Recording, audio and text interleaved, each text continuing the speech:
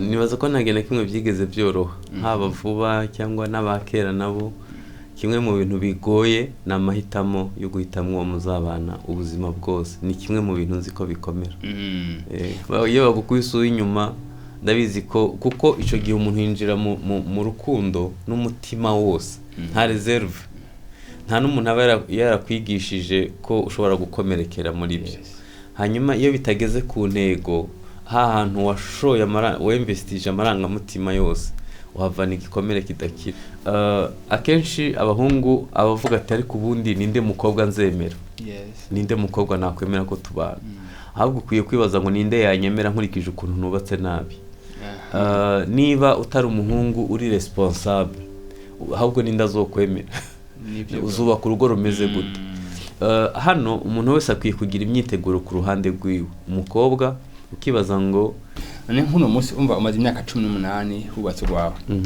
ntawe Imana yo gusubiza aho hantu ho guhitamwo hakera ukiri mutoyi niki kintu uvuga ati kino kintu vraiment no gikorera ko cyane gose imbere ko mpitamo imbere yuko mpitamo nagira ngo abadukurikiye niba datinya abavyeyi ntatinye n'Imana uzamushoboza iki rero icambere ndeba nukwibaza uyu muntu yahuye n'Imana mbese abasore n'abakobwa nagira mbabwira ibintu bashingiraho mu gufiansa uzafiansa umuntu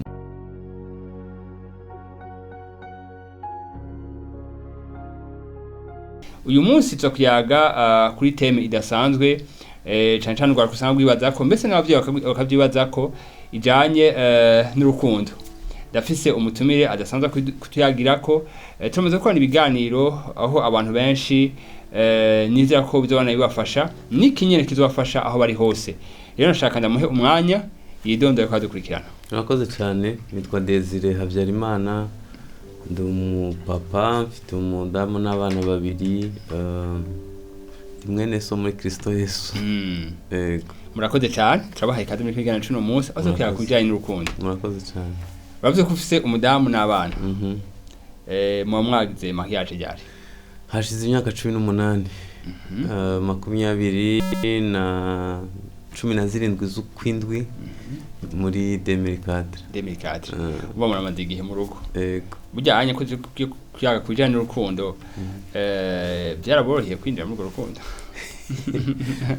nibaza ko nta kimwe byigeze byoroha haba vuba cyangwa n'abakera nabo kimwe mu bintu bigoye n'amahitamo yo guhitamwo uwo muzabana ubuzima bwose ni kimwe mu bintu nzi ko bikomera mugatizira ko muri kinigana cy'uno munsi zo gufasha benshi kugira ngo bashe kumenya ukuntu bazohitamo neza yego nico gitumye turi hano. Murakoze cyane gose niga pastor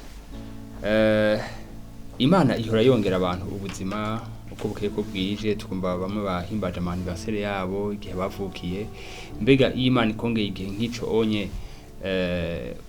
ku muntu aba yongeye ico gihe cyo kubaho bisigura iki?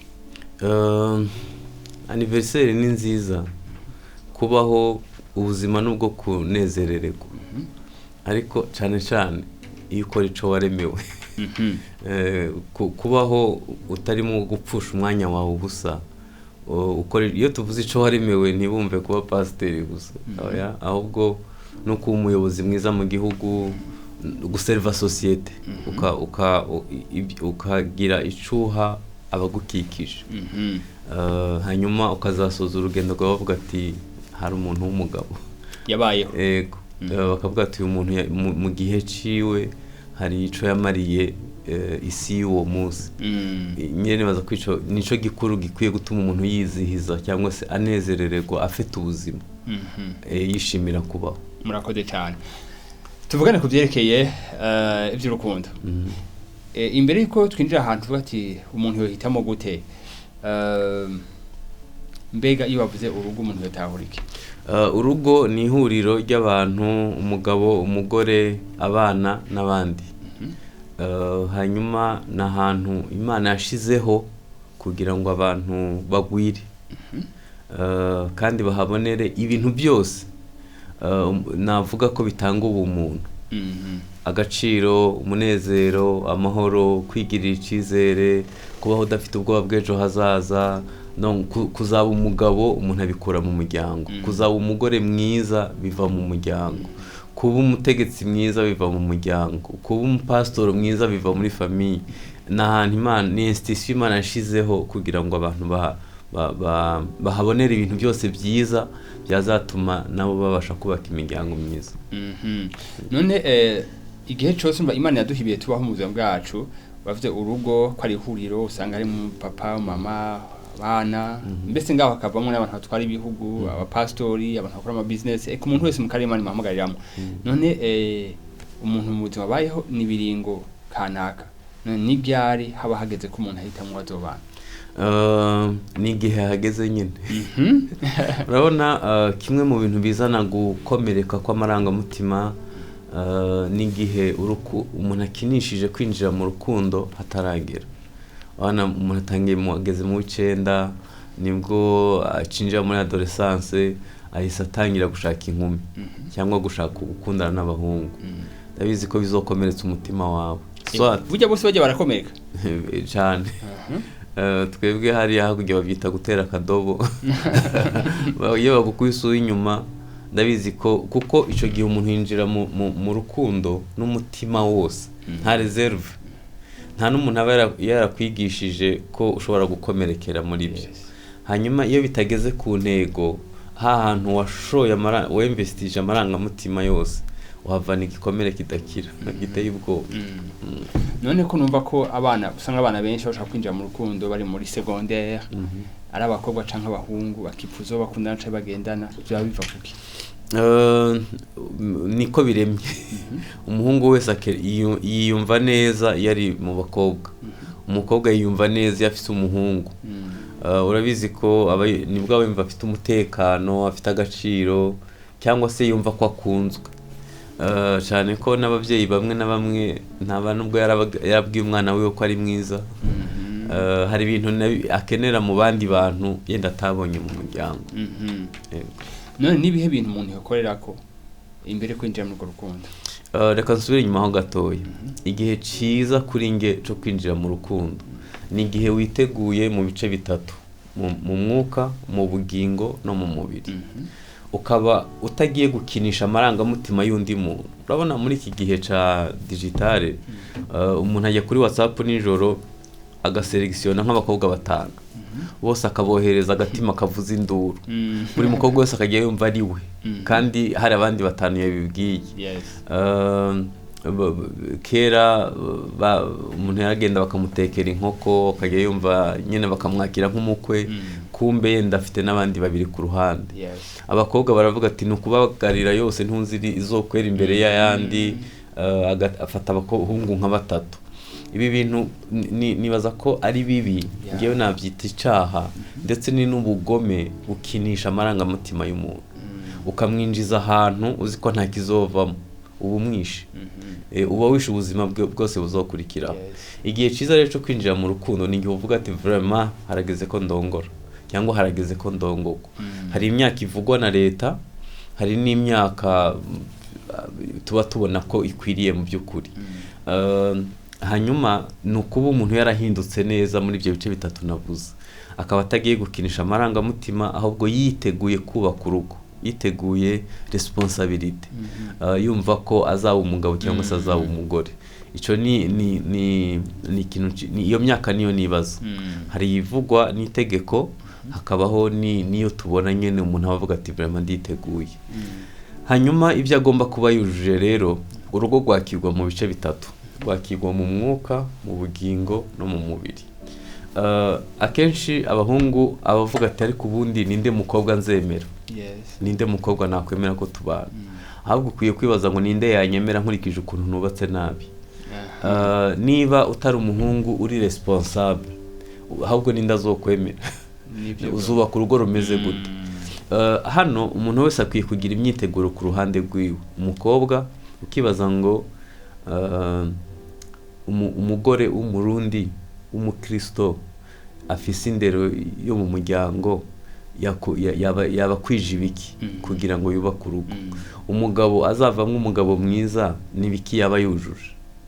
Hanyuma kimwe mu bintu bisenyura ingo ku kigero kiri hejuru ni ugutungana intoke, ntiyangiriye gutya nkaho mu rugo ugiye guhabwa aho gutagiye witeguye gutanga. Iyo rero wubatse neza mu gice cyawe, mu mwemu, mu bugingo no mu mubiri. Ngewe iyo abahungu baje kumbwira ko bagiye gutangira projet y'ubukwe, ico mubaza cambere suko afite inkwano. Nta nubwo mubaza amashuri yize, nta nubwo mubaza ibindi, cambere mubaza wakiriye Kristo mwami n'umukiza.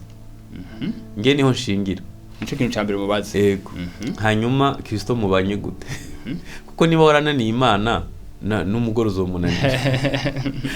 Niba ubanye nabi n'Imana na mugenzi wawe uzamubanira nabi. Uvuga ko abantu bose batabanye neza n'Imana abo ntibakwiye kurongora.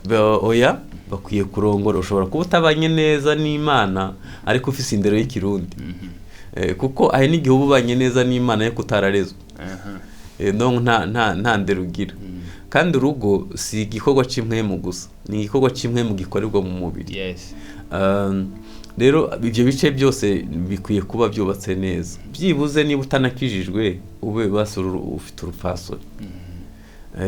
Utuzuye kwikunda, utari umuntu ari aggressif, uzuye umujinya, bimugora kubana n'abandi. Kuko niba unanirwa kubana n'inshuti zawe wenda imwe ku ishure cyangwa mu kazi, niba ku kazi ugenda bakimyoza, ntugire ngo uzoshobora umugore n'abana. Ukwiye kuba wubatse neza. Ngewe rero kubera impamvu mpera ku Bukristo nuko urugo rwatangiwe n'Imana mu ngobyi ya Edeni. Kandi Bibiliya avuga ngo Uwiteka atari we yubaka, abo bakabaruhira ubusa. Kimwe mu bintu bitera umuruho mu rugo ni ukubaho nta Mana ihari. Byibuze mugenzi akaba adafite n'Imana atinya base. Niba adatinya ababyeyi ntatinye n'Imana uzamushoboza iki? Rero icambere ndeba ni ukwibaza uyu muntu yahuye n'Imana. Mbese abasore n'abakobwa nagiye mbabwira ibintu bashingiraho mu gufiyansa. Uzafiyansa umuntu muhuje kwizera. Ikindi ubuzima bwanyu bushingiye ku ijambo ry'Imana, mwembi mwarakijijwe. Ikindi munahuje umwuka. Kuko ushobora gutwara umuntu ugasanga we yizerera mu kuraguza. Amafaranga muzoyamarira ku bapfumu. Yes. Kubera aka karere karimo kujya kubaza cyane ku bapfumu, hari abantu niyagwa y'igicurane yumva ko hambere bamuroze ibintu bimeze, hari imiryango igira imyizerere imeze gutyo. Hanyuma ikindi ni ukuba uwo muntu yubatse ubusabane, intimite ye n'Imana. Nubona umuntu mumaranye umwaka muri fiançailles atakubwiye ati nasomye ijambo ry'Imana, birababaje kuba umuntu ashobora kumara amasaha menshi ku mupira adashobora kuganira n'umugore we basi iminota 30. Niba atubatse communication yiwe neza n'Imana no gukominikana mugenzi we bizomugora. Ikindi ni uko uri siri ko Imana ariyo yabahuje. Okay. Hanyuma akenshi abasore iyo monjije nti waramweretswe, waramurose, baramuguhanuriye, mwahuye mute? Ndavuga ati Imana yavuganye nanjye. Niba Imana itavugana nawe mu bindi izavugana n'abageze kurongora. Kenshi nzi bavuga kenshi ngo Imana yambwiye muri hageze kuguhitamo. Noneho kibaza ukuntu imubwira bigapfa n'undi bigapfa, igahora bihindagurika ukabona ari ibibazo. Rero nibaza ko reka mbabwire ikimenyetso kimwe noneho kidashingiye kuri ibyo byose. Basuzobane no ukunda. Ico onye kirahagije. Ico kirahagije bitasabye ngo urumurokore cyangwa nturi we, byibuzuza abane no ukunda. Ntuzakora ikosa mu buzima yo kubana n'umuntu udakunda. Wazabyicuza ubuzima bwose. Kuko urukundo nibwo gubaka. Kandi bashaka kuvuga bashaka ati je ko bamvugishijwe ko none aho ntamuyumvamo, aho ntamukunda. Uzayiturekera. Ntuzatere indi ntambwe nimwe mu gihe urukundo rutaruzura umutima wawe. Urukundo nibwo gubaka. Urabiha umwanya. Yego. Urabiha umwanya ukabitekerezaho, ukumva ko ufite urukundo rwakwihanganira byose, rurenza ko muri byose, mbese ruzabasha gukomezanya n'urugendo rw'urugo. Ico ni igice kimwe kimwemo. Igice cya kabiri harimo ibintu bine.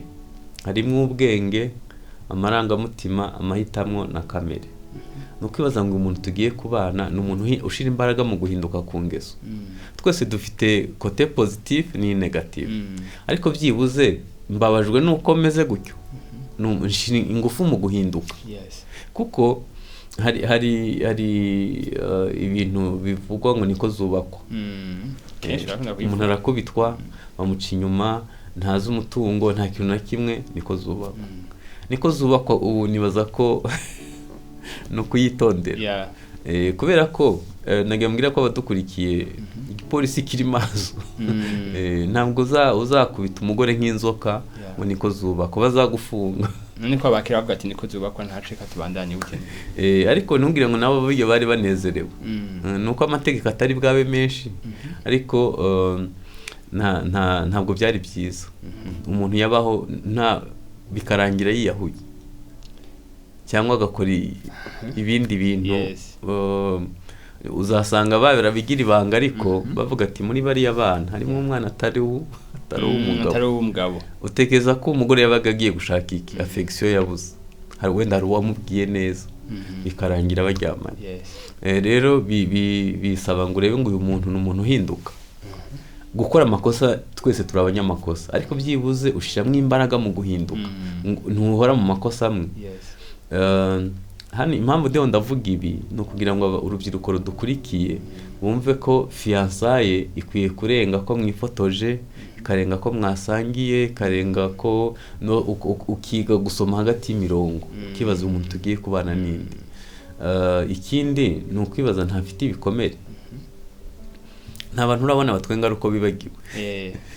nibaze utwaye umugabo ubundi iyo muri fiançaye urukundo ruba ari 100%, ariko iyo mubanye kubera udukosa wagiye ubona ruragabanuka.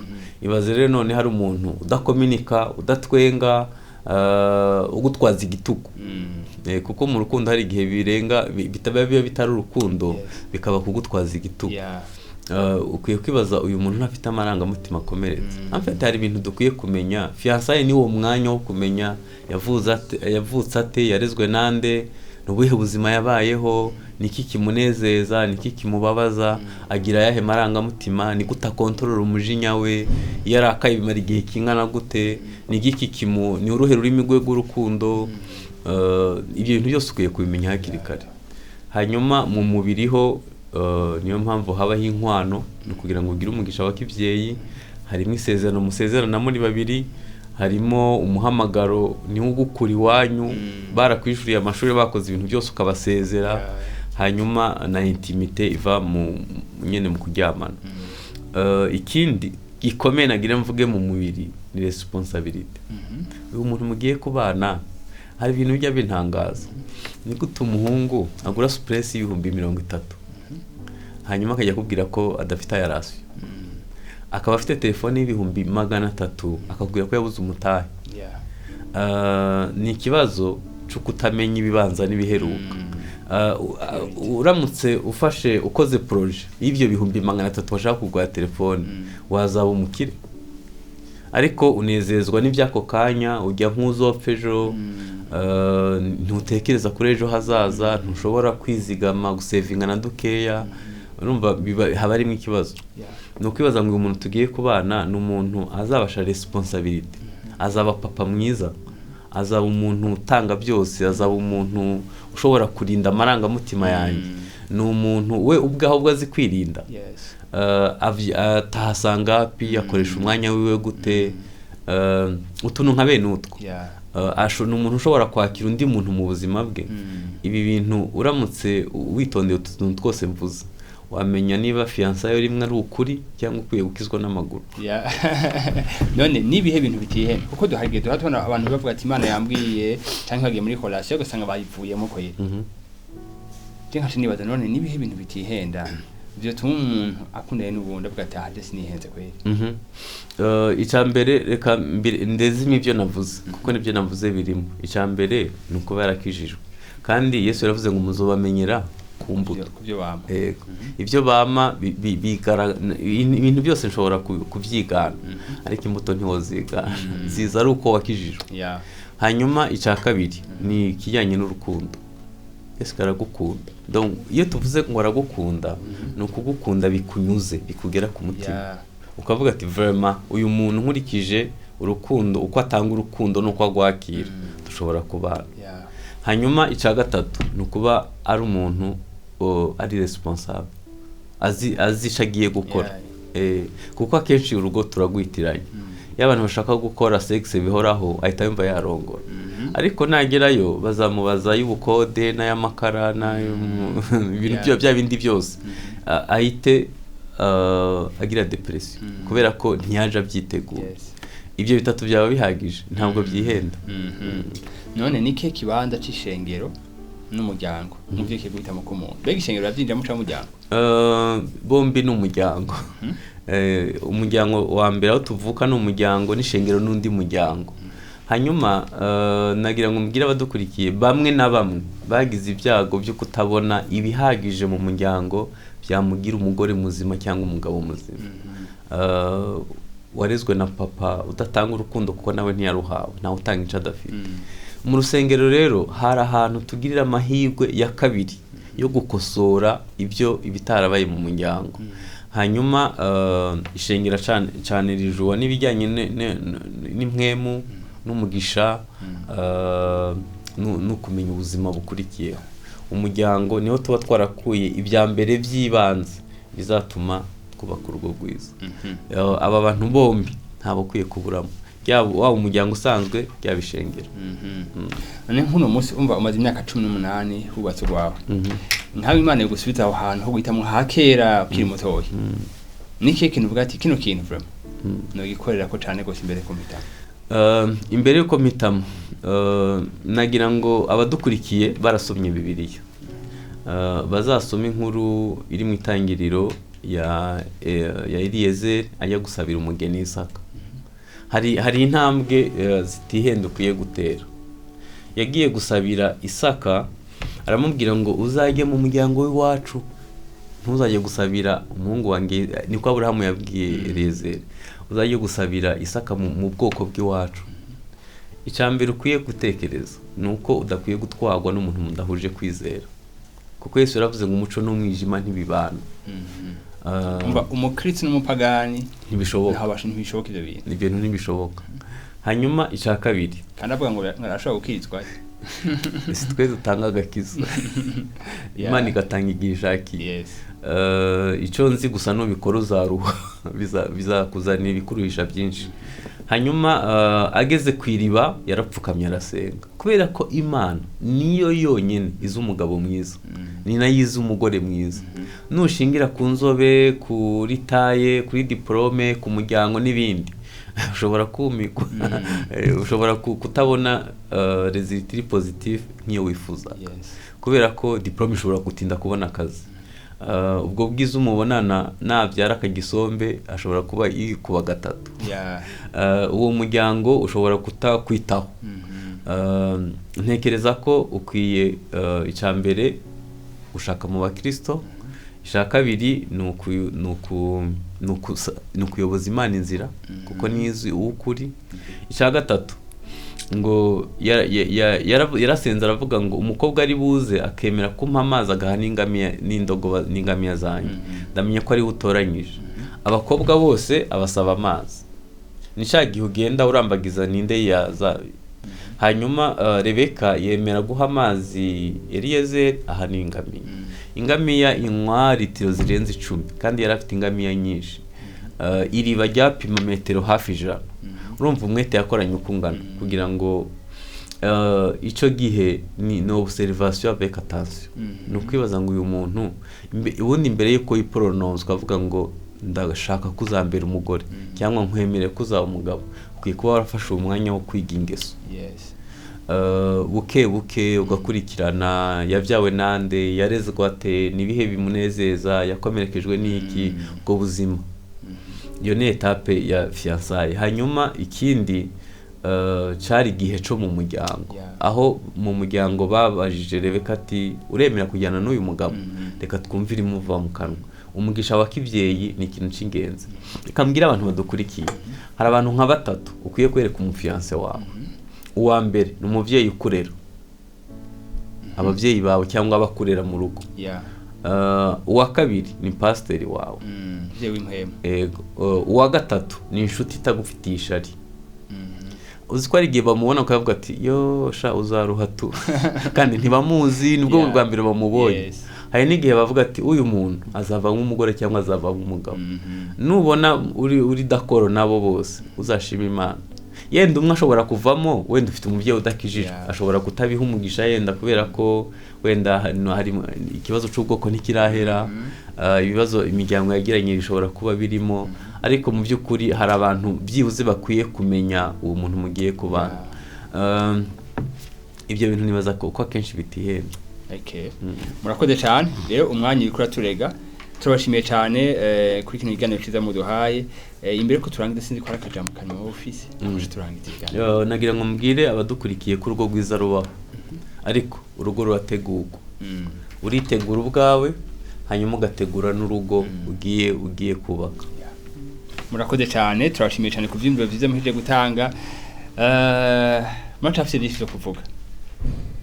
Ndizera ko mubikunze, munyemerera ko ikindi gihe nabatumye tuzobandanye tuyakora bino bintu. Murakoze cyane. Murakoze namwe.